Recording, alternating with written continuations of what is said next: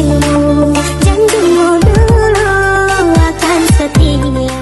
Assalamualaikum warahmatullahi wabarakatuh. Kembali saya Ika Wulandari menjumpai Anda hari ini. Kali ini kita akan mengulas secara singkat cara untuk buat paspor rekalibrasi tenaga kerja. Sekali lagi, paspor untuk yang daftar rekalibrasi tenaga kerja saja. Bagi yang kosongan tapi Anda tidak daftar rekalibrasi tenaga kerja, paspor Anda tidak akan bisa dibuat. Anda yang paspornya mati dan tidak daftar rekalibrasi juga tidak bisa buat. Dan syarat yang paling penting adalah Anda punya majikan yang majikannya itu punya company atau syarikat. Bagi Anda yang hanya punya KTP tapi Anda masuk Malaysianya lewat jalur belakang, walaupun Anda akan buat paspor dan paspornya jadi dan Anda daftar rekalibrasi tenaga kerja, Anda tidak bisa diterima. Karena seperti yang sudah saya jelaskan sebelumnya, ada bagian poin kapan Anda masuk ke Malaysia dan juga melalui pintu masuk mana dan mulai kapan Anda menjadi kosongan atau tinggal lebih masa di Malaysia ini. Jika hal tersebut tidak diisi, maka permohonan rekalibrasi tenaga kerja Anda tidak akan diterima. Oke, langkah yang awal sekali adalah company majikan Anda harus registrasi dulu melalui halaman website yang berikut ini. Nah, ini adalah halaman websitenya di mana majikan Anda hanya bisa daftar melalui halaman website milik Naker KBRI KL ini.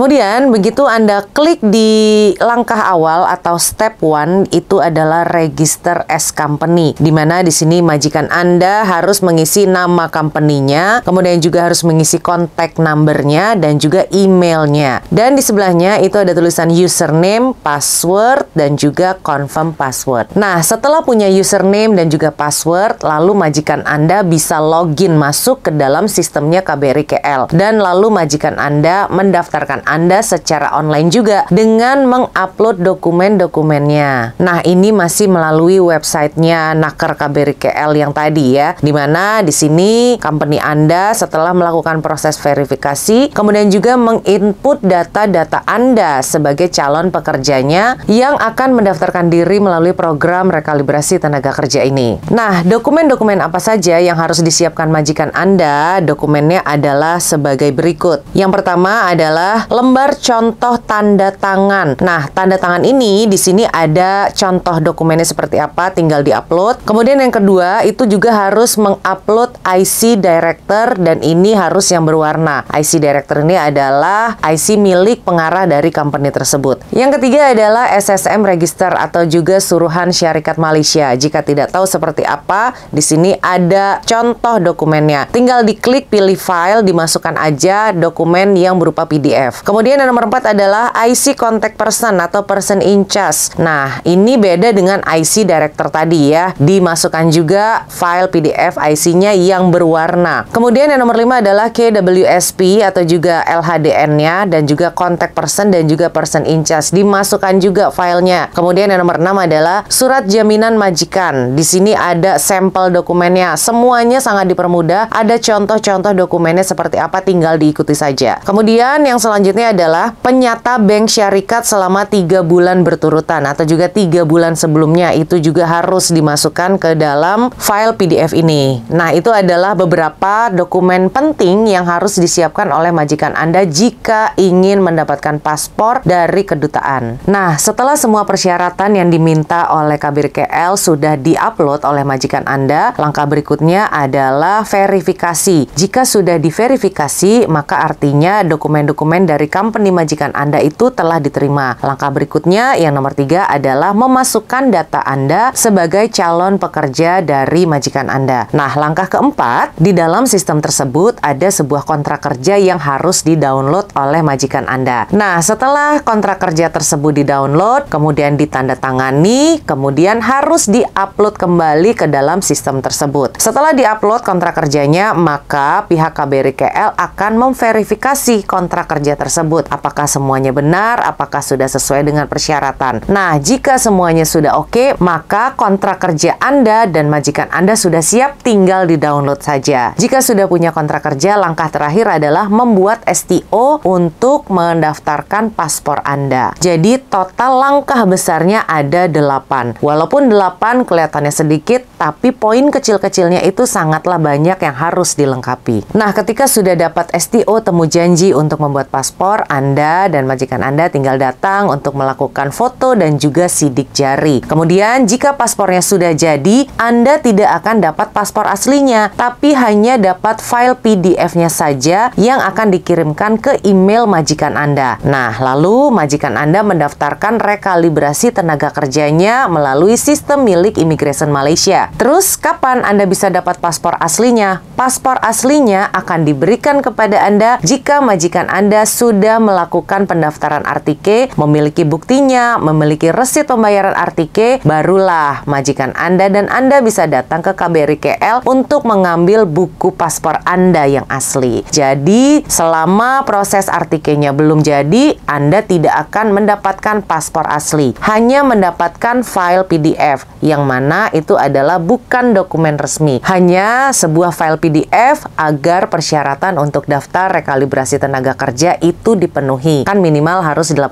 bulan ya paspornya. Nah, itu filenya bisa dipakai. Oke, baik, sekian informasi mengenai pembuatan paspor untuk rekalibrasi tenaga kerja. Mudah-mudahan ada manfaatnya ya, walaupun yang saya ceritakan dan saya jelaskan ini singkat dan terlihat rumit, terlihat susah, namun percayalah, jika diikuti langkah per langkahnya, diikuti dengan sabar dan juga tetap semangat, mudah-mudahan semuanya bisa dijalani dengan mudah. Anda bisa bekerja di Malaysia dengan memiliki permit yang sah, punya paspor yang berlaku sampai dengan 10 tahun loh kalau Anda punya paspor baru. Oke, sekian, saya Ika Wulandari undur diri. Wassalamualaikum warahmatullahi wabarakatuh.